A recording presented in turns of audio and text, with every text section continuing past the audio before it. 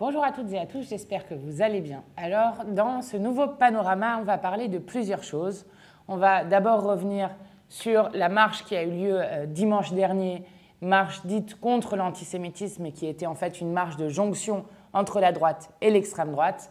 On va revenir évidemment sur la situation à Gaza et en Cisjordanie, en Palestine, et sur la position d'Emmanuel Macron qui a fait un revirement très fort ce week-end qui est dramatique pour la voix de la France. On va évidemment parler de la précarité des Français et des Françaises et de la vie parlementaire avec l'autoritarisme de Macron et son gouvernement. Et puis, on parlera aussi, parce qu'il faut des bonnes nouvelles, de victoires qu'on a obtenues cette semaine, dont je vous en parlerai juste après. Et puis, évidemment, de la date que vous ne devez pas oublier, qui est la marche du 18 novembre. Samedi, on marche toutes et tous pour la paix. Générique.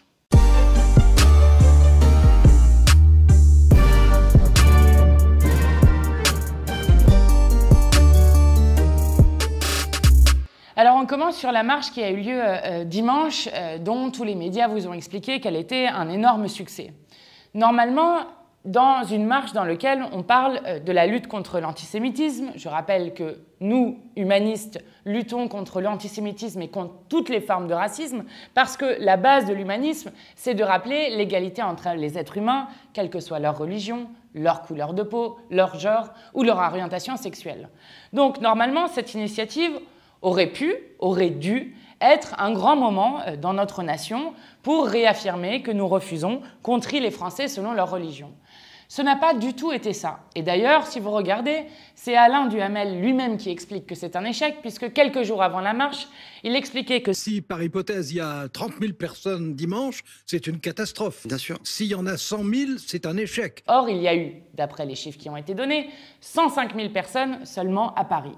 Je dis seulement parce que les initiateurs, Yael Braun-Pivet, présidente de l'Assemblée nationale, et Gérard Larcher, président du Sénat, n'ont pas permis qu'il y ait une grande unité nationale contre l'antisémitisme et toutes les formes de racisme. En fait, cette marche n'a pas été une marche contre l'antisémitisme, elle a été une marche de jonction entre la droite et l'extrême droite, et en refusant d'exclure l'extrême droite, alors que je vous expliquais déjà la semaine dernière que l'extrême droite continue à propager des idées antisémites dans ce pays, eh bien, ils n'ont pas permis qu'il y ait une grande unité du peuple français sur un sujet qui nous concerne pourtant toutes et tous.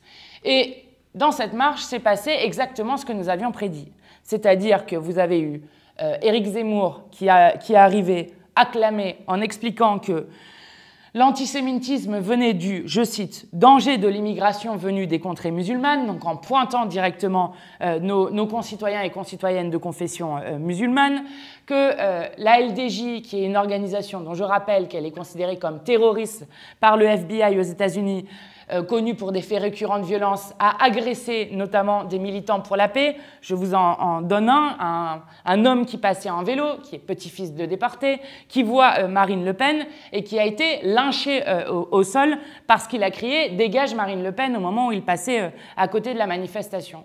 De même qu'une personne qui a crié « Free Palestine » dans la manifestation, c'est elle aussi fait violemment tabasser. Surtout, cette même LDJ a passé la manifestation à dire des choses, à crier des appels au meurtre, comme Mélenchon, salaud, les Juifs auront ta peau, ou LFI, salaud, les Juifs auront ta peau, ou même Emmanuel Macron, on va revenir dessus, salaud, les Juifs auront ta peau, je vais vous expliquer pourquoi ils ont fait ça, et on trouvait dans cette manifestation notamment des drapeaux fleurs de lys.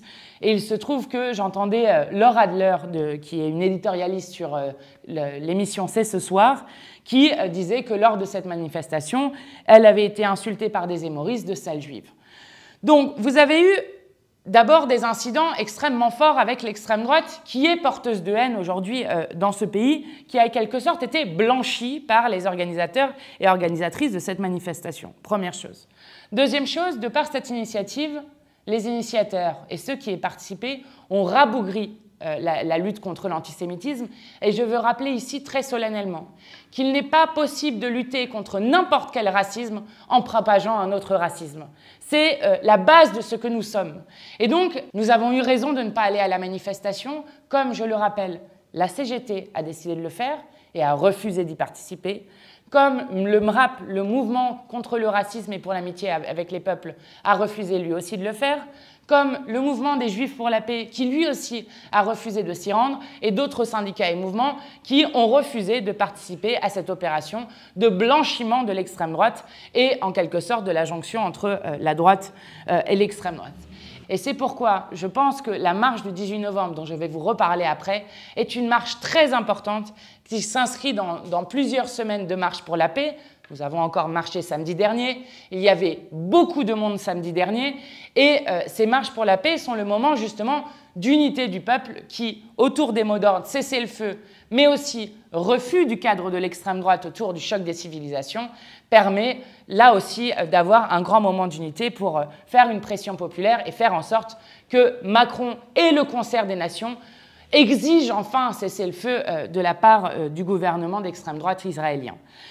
Je le dis parce que ça donne de l'espoir et la manifestation de samedi, elle est décisive. J'espère qu'on va franchir un seuil parce qu'à beaucoup d'endroits, je vois que l'ensemble de l'intersyndical français appelle à participer à ces manifestations.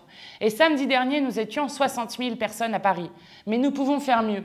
Quand vous voyez qu'à Londres, la semaine dernière, il y a eu 300 000 personnes à Paris.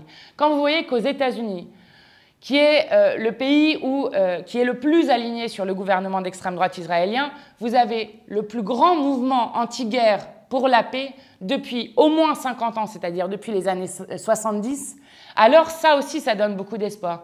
Quand vous voyez en Californie des militants essayer d'empêcher que des bateaux partent avec des missiles qui sont à destination d'Israël, eh bien cela montre que les peuples partout dans le monde sont en train de se mobiliser pour redire une chose, nous voulons la paix et nous voulons qu'on respecte les vies humaines, quelles qu'elles soient, partout où elles sont.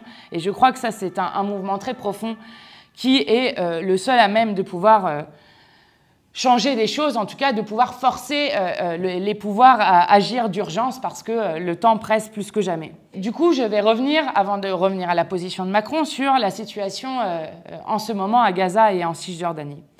En Cisjordanie, continuent des meurtres de Palestiniens par des colons, avec encore 5 Palestiniens qui sont morts, qui ont été assassinés il y a 2 soirs de cela, et nous sommes à plus de 150 personnes qui ont été tuées par des colons.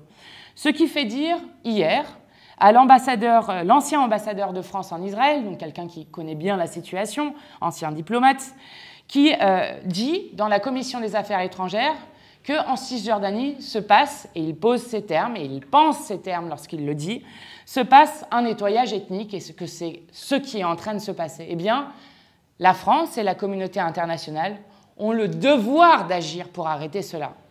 De même, sur la situation à Gaza, nous avons dépassé le nombre de 11 000 personnes qui ont été tuées par l'armée israélienne. Et le pire, c'est que celles qui n'ont pas été tuées par les pluies de bombes qui hantent les nuits palestiniennes se retrouvent aujourd'hui dans des situations absolument dramatiques puisqu'elles se retrouvent confrontées à des maladies du fait du manque d'eau. Elles se retrouvent confrontées à des manques de nourriture. Le pain manque. Même le pain, elle se retrouve confrontée, et ça c'est le chargé de plaidoyer que nous avons vu hier sur l'agence onusienne qui est en charge des réfugiés palestiniens qui nous expliquait ça. Elle se retrouve en pénurie de carburant, et pour bien comprendre ce que crée la pénurie de carburant, lorsqu'il n'y a plus de carburant, vous ne pouvez plus désaliniser l'eau, donc vous ne pouvez plus avoir d'eau potable, c'est dramatique. Lorsqu'il n'y a plus de carburant, vous ne pouvez plus avoir, par exemple, de pain qui sont faites par les boulangeries, parce qu'ils ont besoin de carburant. Lorsqu'il n'y a plus de carburant, les hôpitaux doivent fermer. Et notamment, ça c'est Médecins sans frontières qui l'indique, dans l'hôpital principal de Gaza City, il y a 30 bébés qui sont des bébés prématurés dans des couveuses. D'ores et déjà, 2 de ces bébés sont morts parce que les couveuses se sont arrêtées, là aussi, par manque d'énergie, ce qui est dramatique, vous le comprenez bien. De même que lorsqu'il n'y a plus de carburant, il n'y a plus de carburant pour les véhicules de secours, les véhicules des humanitaires, etc. Et donc, ce chargé de plaidoyer de l'Agence des réfugiés palestiniens nous expliquait que, faute de carburant, ils allaient probablement, dans les 48 heures, devoir cesser leurs activités. Et ce qu'il nous expliquait, c'est que jamais auparavant, dans aucun conflit du monde, l'ONU n'avait dû cesser ses activités parce qu'il manquait de carburant et de quoi faire pour pouvoir agir. Il nous expliquait ainsi que depuis le 7 octobre. 963 camions sont rentrés dans Gaza en aide humanitaire. Ça fait 30 à peu près par jour en moyenne. C'était du 7 octobre au 13 novembre qui nous a donné les chiffres. Et il nous disait, mais pour vous rendre compte de la situation, nous sommes dans une situation dramatique qui est humanitaire à des niveaux rarement atteints dans l'histoire. Et il faut imaginer qu'avant le 7 octobre, qui n'était pas déjà une situation enviable, puisque vous le savez, ça fait 17 ans que Gaza est sous blocus. Avant le 7 octobre, il y avait 500 camions par jour qui rentraient à Gaza.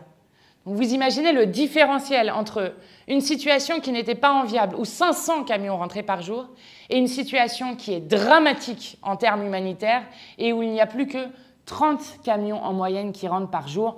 Vous comprenez bien que, du coup, ce qui attend les Palestiniens, si ce n'est pas la mort par des bombes israéliennes, eh bien, c'est la mort par la soif, la mort par la faim, la mort par maladie et ou la mort pour ne pas pouvoir être soignés dans les nombreux hôpitaux qui ont fermé. Et je voulais juste vous faire un petit appel pour celles et ceux qui peuvent, parce que je sais que c'est compliqué, mais ils nous indiquaient qu'ils avaient fait un appel pour aider à financer à hauteur de 481 millions d'euros ce dont ils ont besoin pour faire face à la situation à Gaza, pour payer les salaires des employés, etc. Et qu'ils n'avaient récolté que 155 millions de la part des États, c'est-à-dire 3 fois moins. Et nous, en tout cas vous, je vous invite, et moi je vais le faire aussi, à faire circuler partout cet appel aux dons, parce que honnêtement, si les gens peuvent mettre 1 euro, 2 euros, 5 euros ou 10 euros, eh bien, ça aidera une agence qui fait un travail extraordinaire depuis longtemps et qui se trouve à payer pour un prix très élevé pour vouloir continuer d'aider les Palestiniens. Alors sur cette urgence-là, la position de la France d'Emmanuel Macron a évolué la semaine dernière. Nous nous sommes réjouis lorsque Emmanuel Macron, lors de la conférence humanitaire qu'il avait convoquée, il a prononcé enfin le mot cessez-le-feu. Ensuite, le lendemain, il a fait une interview à la BBC dans laquelle il a dit qu'il n'y avait aucune légitimité à bombarder des enfants, des femmes. Je rappelle que plus des 2 tiers des victimes à Gaza sont des femmes et des enfants. Donc, pour nous, c'était une bonne nouvelle, parce que la France retrouvait la voie de la paix qu'elle a portée depuis des années et des années, avec lequel la position d'Emmanuel Macron avait rompu. Et donc, pour nous, c'était une bonne nouvelle que la France continue à porter fort, et nous voulions même qu'elle la porte plus fort, notamment en déposant une résolution comme membre permanent du Conseil de sécurité de l'ONU, une résolution pour le cessez-le-feu immédiat et inconditionnel. Le problème, c'est que tout de suite, la machine médiatique s'est mise en route, ainsi que les personnalités et l'extrême droite dans ce pays s'est mise en route. Au point que, après qu'il ait dit ça, sur i24 News, vous avez des gens capables de vous expliquer que Macron vient de planter un couteau dans le dos de la communauté juive et qu'il frôle l'antisémitisme pour avoir dit cessez-le-feu et il n'est pas légitime de bombarder des enfants. Ça vous montre à quel point le débat politique et médiatique est devenu déraisonnable sur cette question. Et je le dis d'autant plus que, alors qu'on pointe les insoumis comme jamais sur des questions sur lesquelles nous serions antisémites et je ne sais quoi, je le dis d'autant plus que, soyez assurés qu'à chaque moment, nous lutterons, nous, antiracisme, contre l'antisémitisme et toute forme de racisme à tous les moments. Mais la deuxième chose, c'est qu'il ne faut pas intégrer que nous aurions fait des erreurs, que ça serait en quelque sorte notre responsabilité. La question sur l'infamie de pointer l'antisémitisme sur des gens, ils l'ont fait dans énormément de pays du monde, sur tous les leaders progressistes pratiquement, mais surtout, vous voyez bien que même Emmanuel Macron, lorsqu'il prend une position qui n'est en rien antisémite, qui est une position en faveur de la paix, eh bien là aussi, comme toutes les voix pour la paix dans ce pays en ce moment, se fait rattraper par l'officialité médiatique et par l'extrême droite. Donc il faut garder le cap. Et le cap, c'est quoi? C'est de travailler de toutes nos forces pour le cessez-le-feu. Et je le dis d'autant plus que, rendez-vous compte qu'après ça, il y a eu des appels au meurtre dans la manifestation de dimanche où la LDJ criait « Macron salaud, les Juifs auront ta peau ». Donc, il faut revenir à la raison sur ce qui est en train de se passer et garder le cap du cessez-le-feu. Le problème, c'est que, pression ou pas pression, je ne sais pas ce qui a provoqué ce revirement si subi, mais il se trouve qu'Emmanuel Macron a appelé le président d'Israël et que, en tout cas dans ce que raconte le président d'Israël, qui n'a pas été nié par le président français, il a expliqué que finalement, il apportait son soutien sans équivoque à l'État d'Israël et qu'il reconnaissait son droit à l'autodéfense. Donc vous avez une avancée dans les positions d'Emmanuel Macron qui ont été rétropédalées 24 heures après. Donc j'implore Emmanuel Macron de revenir au courage de la paix. Et revenir au courage de la paix, c'est agir pour le cessez-le-feu immédiat et inconditionnel. Et je le dis juste, mais seul un cessez-le-feu immédiat et inconditionnel permettra de sauver des milliers de vies, voire des dizaines de milliers de vies innocentes, et permettra aussi de libérer les otages israéliens encore dans les mains du Hamas. Donc vraiment, vraiment, Emmanuel Macron doit retrouver la langue de la paix et le courage de la paix, parce qu'il est inacceptable qu'il change de position d'un pied à l'autre selon à qui il parle. Et sur cette officialité médiatique, il y a une séquence qui circule sur les réseaux sociaux, qui a été ressortie par les réseaux sociaux, où on retrouve Pascal Praud, présentateur, sur CNews, donc chaîne détenue par Bolloré, qui expliquait lui-même qu'il menait une guerre de civilisation à travers ses médias, qui date d'il y a quelques années, donc c'était même avant le 7 octobre et les crimes de guerre perpétrés par le Hamas, donc c'est encore pire, qui reprenait un des journalistes qui était autour de sa table en disant « Si tu pouvais ne pas défendre les Palestiniens à l'antenne, ce serait mieux ». Donc vous voyez bien à travers cet exemple-là l'officialité médiatique où toute parole qui ne va pas dans le sens d'un système est traquée et ensuite dénoncée. C'était un moment où il pensait qu'il n'était pas à l'antenne. En fait, de fait, il n'était pas à l'antenne, mais il restait tout de même enregistré en disant en plus aux journalistes « En plus, t'es juif, toi, donc tu peux pas dire ça ». Donc vraiment, cette séquence, je trouve, est révélatrice de ce qui est en train de se passer. Et je veux juste dire à toutes les personnes qui m'écoutent, gardez du sang-froid. Parce que dans l'histoire longue, la position que nous tenons est la seule position juste et la seule position humaniste. Et nous avons la même position que l'ONU. Nous avons la même position que beaucoup d'États dans le monde. Et je vais même vous dire, nous avons la même position que la majorité dans ce pays, parce que la majorité du pays n'a aucunement envie de voir des enfants se faire tuer par des bombes, de voir des enfants tremblants après des attaques, de voir des enfants qui voient leurs parents mourir, ou de voir des enfants qui deviennent orphelins parce que là aussi, leurs parents se sont fait assassiner dans cette guerre. Donc la majorité du pays est pour la paix, c'est le cap que nous devons garder, et j'ose espérer qu'enfin Emmanuel Macron va revenir à la raison. Ensuite, je voulais vous parler de la situation du pays parce que, à bas bruit, sans que les médias ne s'en occupent, mais la situation sociale dans le pays est absolument explosive.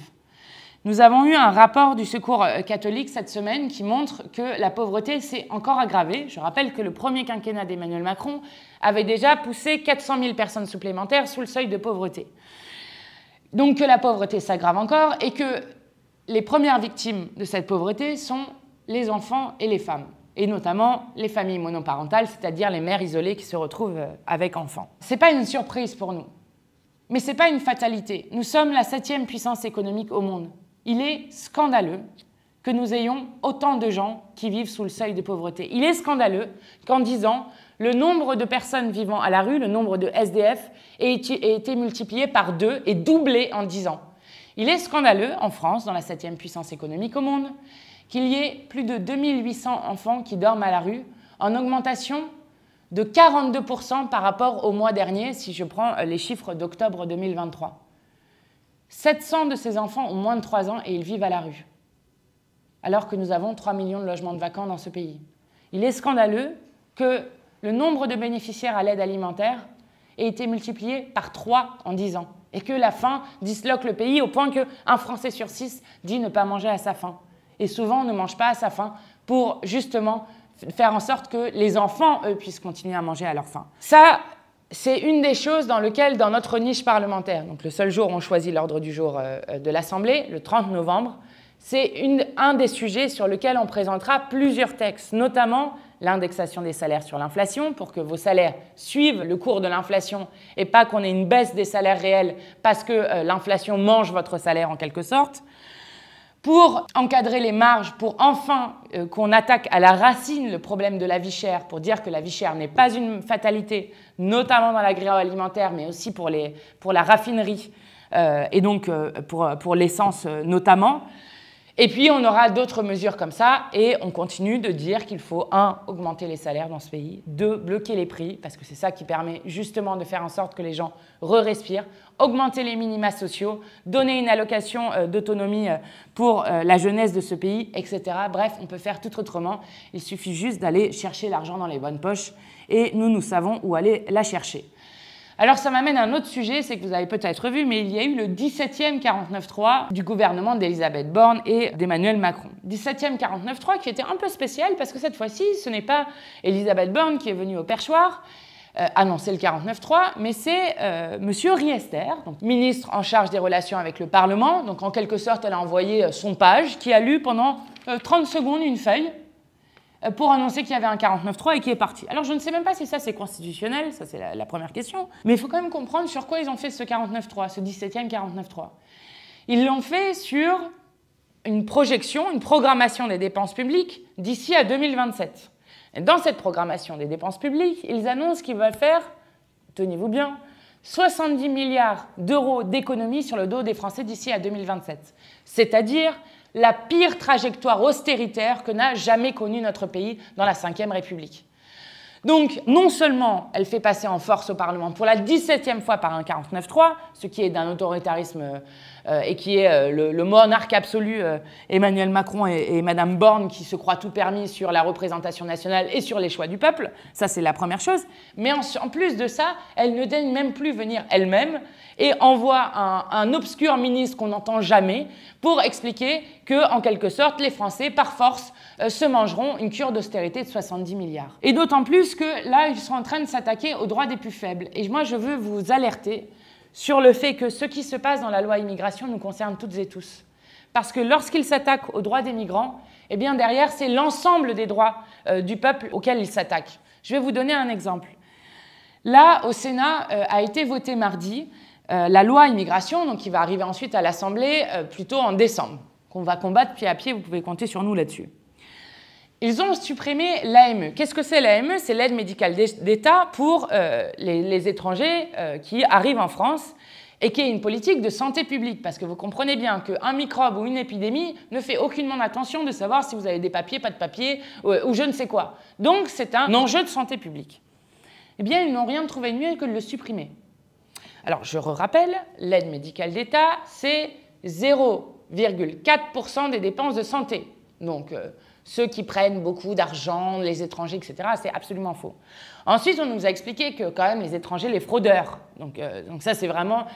on a entendu les pires préjugés xénophobes, les pires paroles racistes dans l'hémicycle du Sénat. Par exemple, un sénateur d'extrême droite a expliqué, lors de ces débats, qu'un veau né dans une écurie ne deviendra jamais un cheval. Vous voyez le genre de paroles absolument horribles qui ont été prononcées.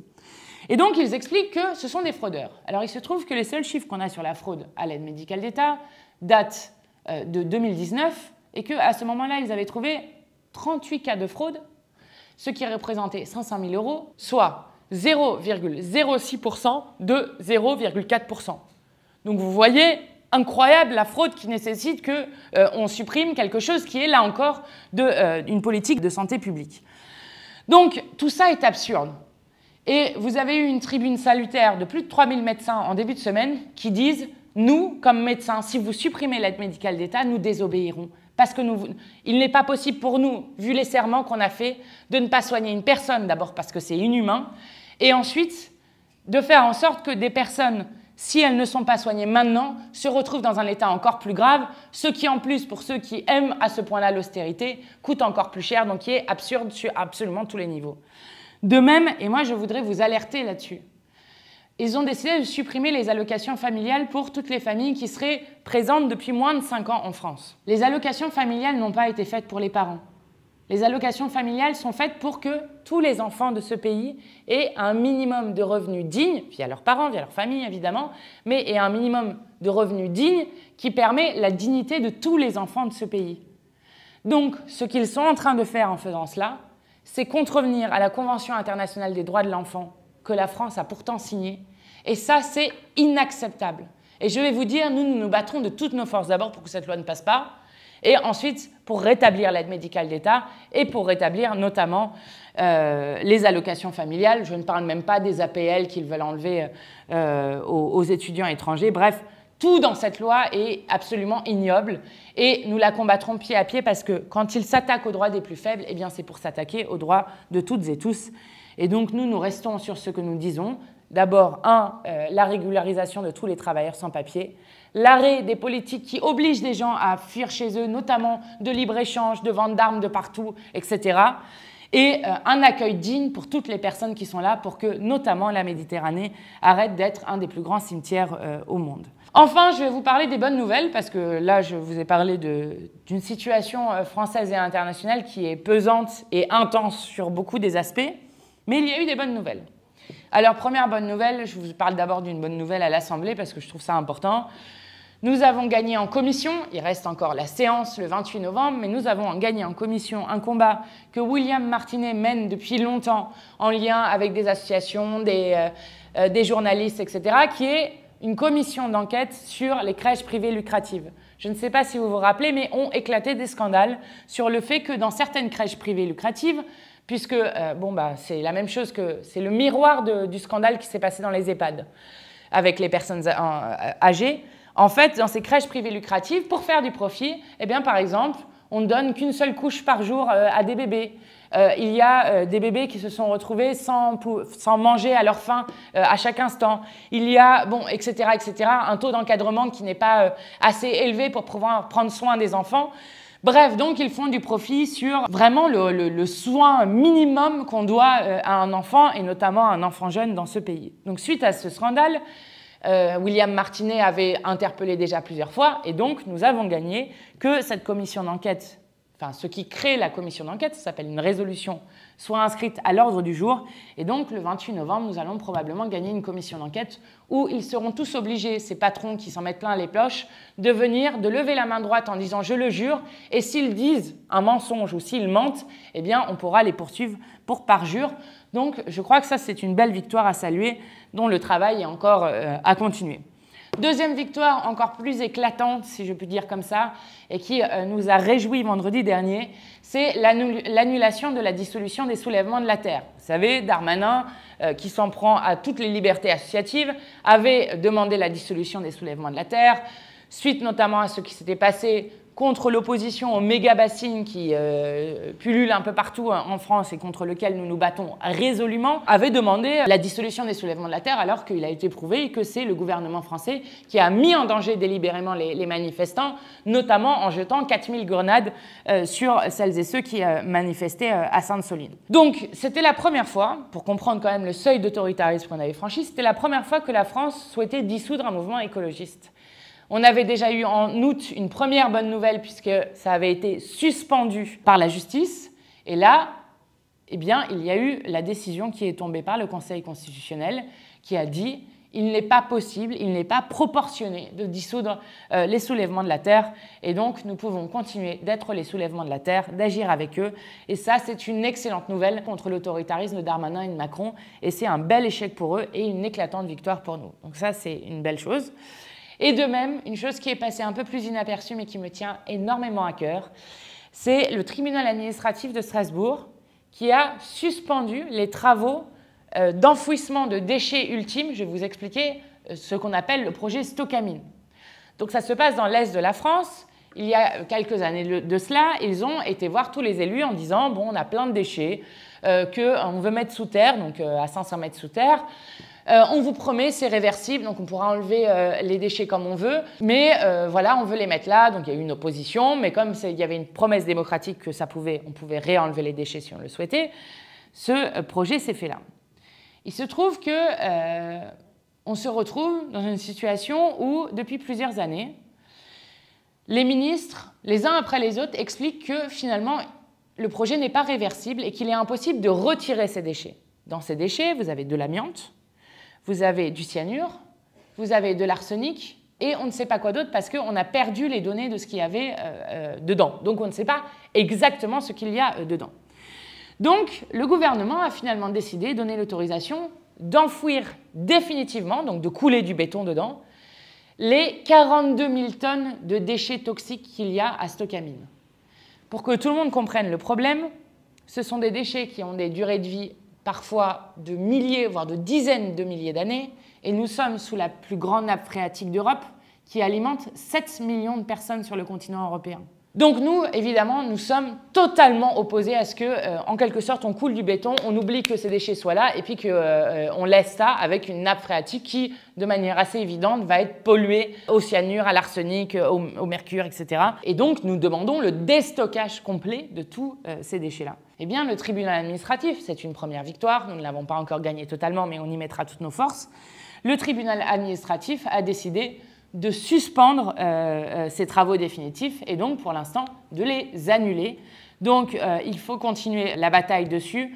Je veux vraiment dire bravo au collectif citoyen des Stocamines qui se bat en Alsace sur cette question et qui fait un travail absolument incroyable pour empêcher que ces déchets ultimes restent sous la plus grande nappe phréatique d'Europe. Une dernière chose avant de vous quitter pour cette semaine, bien loin de l'officialité médiatique qui décrédibilise toutes les voies de la paix, je vous conseille une vidéo que j'ai trouvée intéressante qui est sur la chaîne YouTube du Canard Réfractaire qui s'appelle « Palestine, on arrête comment la guerre ?» Et si vous remontez leur fil, vous allez trouver beaucoup d'informations sur le conflit, ses enjeux, ses implications. Et le Canard Réfractaire fait d'habitude un excellent travail sur l'actualité. Donc je vous invite à aller regarder leurs vidéos si vous voulez aller plus loin. Dernière chose, je vous rappelle qu'il est très important qu'on se retrouve le plus nombreux et nombreuses possible le 18 novembre pour marcher pour la paix. Donc allez voir autour de vous vos voisins, vos proches, vos amis pour les emmener. À Paris, c'est à 14h30 à République et partout dans le pays, il faut qu'on soit le plus nombreux possible pour exiger un cessez-le-feu. Et puis, si vous voulez suivre l'ensemble des panoramas, vous pouvez vous abonner à ma chaîne et je remercie déjà très chaleureusement les plus de 100 000 personnes qui se sont abonnées. Ça donne beaucoup de force. Merci à vous et à la semaine prochaine.